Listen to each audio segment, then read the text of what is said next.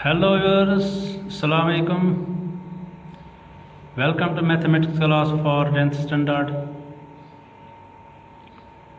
My dear students, especially from HS Badr, you know we are dealing with the chapter number 12, that is areas related to circles. तो इस chapter के अंदर हम circle और उससे जुड़े हुए उसके रिलेटेड कुछ शेप्स का एरिया निकालते हैं। पहले भी कुछ क्वेश्चंस हमने किए हैं, आज कुछ क्वेश्चंस फिर हम करने जा रहे हैं। और एक्सरसाइज 12.3 से हम क्वेश्चन नंबर 11 लेते हैं। पहले on A square handkerchief 9 circular designs each of radius 7 centimeter are made as in the figure. Find the area of remaining portion of the handkerchief. Question आप गौर से देखिए। एक स्क्वायर हैंकरचीफ है, उसमें 9 डिजाइन सर्कुलर डिजाइनर्स बने हुए हैं। तो हमें बताना है कि डिज़ाइनर्स को छोड़ के बाकी एरिया जो हैंकरचीफ का बचता है वो कितना है। यहाँ फिगर है, तो ये स्क्वायर हैंकरचीफ है, उसमें 9 डिज़ाइन बने हुए सर्कुलर डिज़ाइन, जैसे 1 2 3 4 5 6 7 8 9 ये इक्वल हैं। और इन डिज़ाइनर्स का जो रेडियस है वो 7 सेंटीमीटर है। हमें बताना है कि जो एरिया डिज़ाइनर्स के अंदर नहीं आता है, जैसे यहाँ पर ये छोटा सा पीस, ये यहाँ पर ऐसे ऐसे जो छोटे छोटे ये पीस हैं, एरियाज़ हैं, इनका एरिया हमें निकालना है कि ये कितना है, जो इन डिज़ाइनर्स के अंदर नहीं आता है। तो हम कैसे निकालेंगे? एक तो हमें चाहिए जो ये सर्कुलर डिज़ाइन है उनका एरिया कितना है। चूँकि हमें मालूम है इनका रेडियस 7 सेंटीमीटर है, तो हम इनका एरिया निकाल सकते हैं। इसी तरह से हमें चाहिए एरिया ऑफ दिस स्क्वायर। अगर फिर स्क्वायर के एरिया में से डिज़ाइनर्स का एरिया हम सेपरेट करेंगे तो वहाँ हमें मिलेगा वो एरिया जो इन डिज़ाइनर्स के अंदर नहीं आता है। अब स्क्वायर के एरिया की निकालने के लिए हमें स्क्वायर का साइड चाहिए।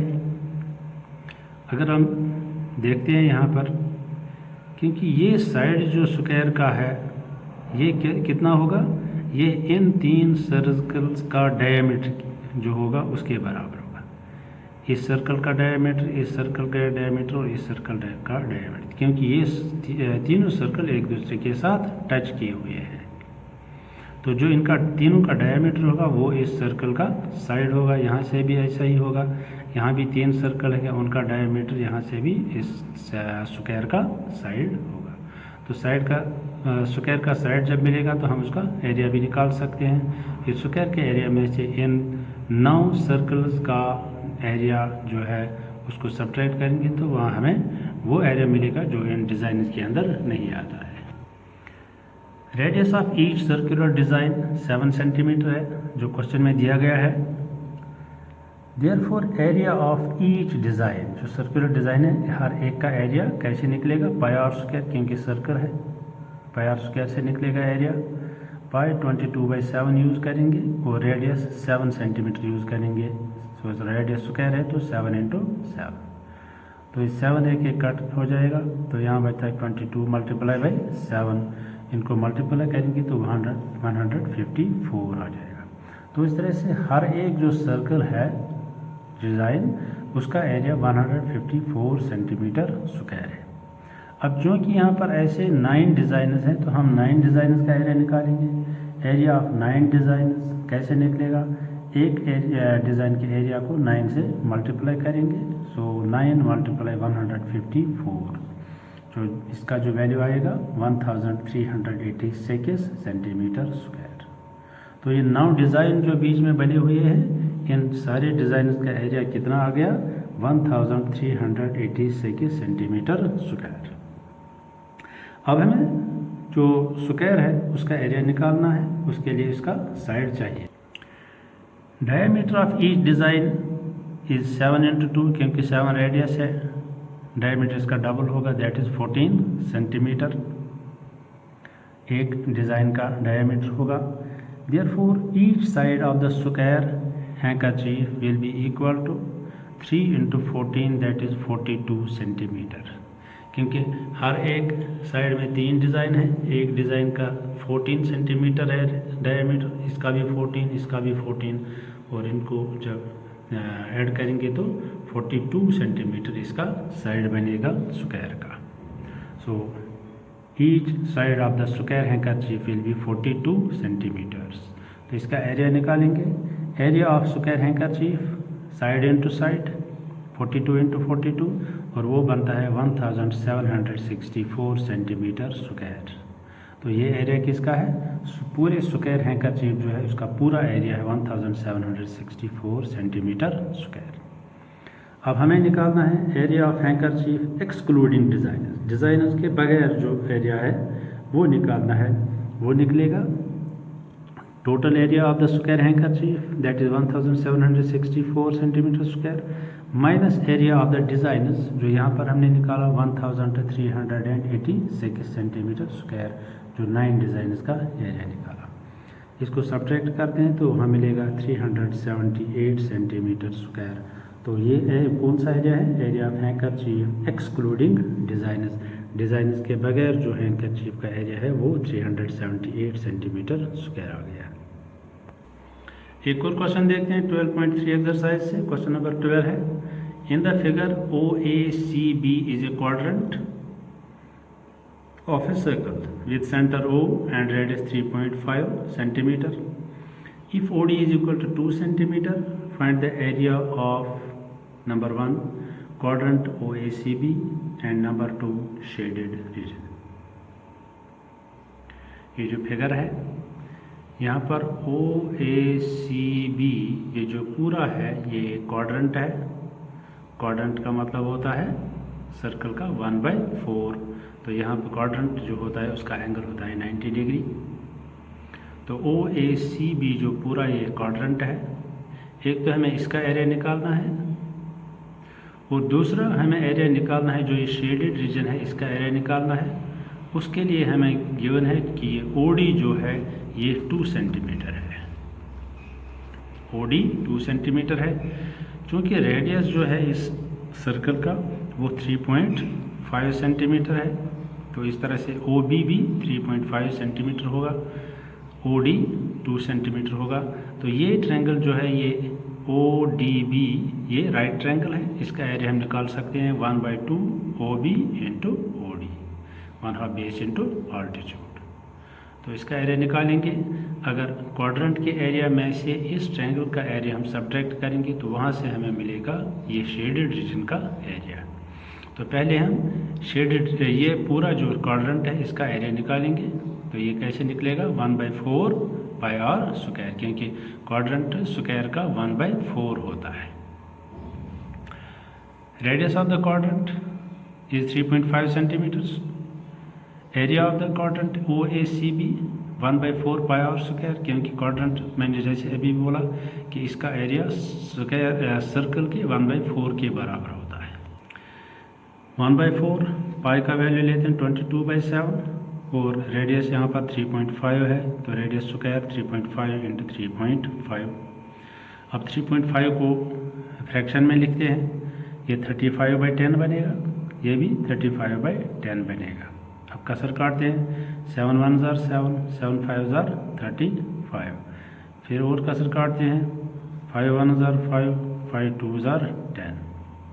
फिर देखते हैं 2 का, 2 1 ज़ार 2, 2 1 ज़ार 2, 2 1 ज़ार 2।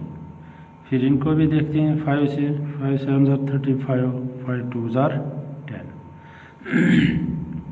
इस तरह से न्यूमरेटर में क्या बचता है 11 और 7, इसको मल्टीप्लाई करेंगे और डिनोमिनेटर में 4 और 2 बचता है, इनको भी मल्टीप्लाई करेंगे। 11 7 ज़ार 77, 4 2 ज़ार 8। तो इस तरह से जो ये पूरा क्वाड्रेंट है, एरिया ऑफ क्वाड्रेंट OACB वो है 77/8 सेंटीमीटर स्क्वायर। अब हमें इस शेडेड एरिया का एरिया निकालना है, जो शेडेड रीजन है उसका एरिया निकालना है। उसके लिए हमें इस OBD ट्रायंगल का एरिया निकालेंगे। Now area of triangle BOD is equal to 1/2 OB into OD 1/2 base into altitude. यहाँ देखते हैं फिर OB इसका बेस लेते हैं तो OD इसका ऑल्टीट्यूड बनता है ये ट्रायंगल का। इसका एरिया निकलेगा 1/2 OB इंटू OD। अब OB 3.5 सेंटीमीटर ये रेडियस है और OD गिवन है कि ये 2 सेंटीमीटर है। 1/2 OB 3.5 है और OD 2 है, तो इतने सेंटीमीटर स्क्वायर इसका एरिया निकलेगा। 2 और 2 को कैंसिल कर देते हैं तो वहाँ क्या बचता है 3.5 सेंटीमीटर स्क्वायर। तो अगर हम इसको फ्रैक्शन में लिखेंगे ये 35/10 बनेगा। और अगर 35/10 को कसर काटेंगे 5 से, 5 7 35, 5 2 10, दैट इज 7/2। तो इस तरह से 7/2 सेंटीमीटर स्क्वायर किसका एरिया आता है, एरिया ऑफ ट्रायंगल BOD, वो आता है 7/2 सेंटीमीटर स्क्वायर। अब हम एरिया ऑफ शेडेड रीजन निकालेंगे। वो कैसे निकलेगा, एरिया ऑफ क्वाड्रेंट OACB, जो क्वाड्रेंट OACB था उसमें से एरिया ऑफ ट्रायंगल को सब्ट्रैक्ट करेंगे। अब क्वाड्रेंट का एरिया हमने यहाँ निकाला था 77/8 सेंटीमीटर स्क्वायर, तो इसको 77/8 centimetre square area of quadrant और एरिया ऑफ ट्रायंगल 7/2 हमने निकाला है। अभी यहाँ पर निकाला area of the triangle BOD, ये 7/2 सेंटीमीटर स्क्वायर है, तो इनको सब्ट्रैक्ट करते हैं। टोटल क्वाड्रेंट के एरिया में से एरिया ऑफ ट्रायंगल हम सब्ट्रैक्ट करेंगे, इसको क्रॉस मल्टीप्लाई करेंगे। 2 × 77 154, 8 × 7 56, 8 × 2 16। इनको सब्ट्रैक्ट करते हैं तो वहाँ मिलता है 98 डिवाइडेड बाई 16। कसर काटते हैं 2 से काटते हैं, 2 4 8, 2 9 18, 2 8 16, 49/8 सेंटीमीटर स्क्वायर। तो इस तरह से जो ये शेडेड रीजन है इस फिगर के अंदर, उसका एरिया निकल कितना 49/8 सेंटीमीटर स्क्वायर। तो पहले हमने पूरे क्वाड्रेंट का एरिया निकाला using the formula 1/4 πr square, तो वो आ गया 77/8 सेंटीमीटर स्क्वायर। फिर हमने ट्रायंगल का एरिया निकाला, जो यहाँ पर ट्रायंगल BOD बनती है, उसका एरिया कैसे निकला 1/2 OB इंटू OD।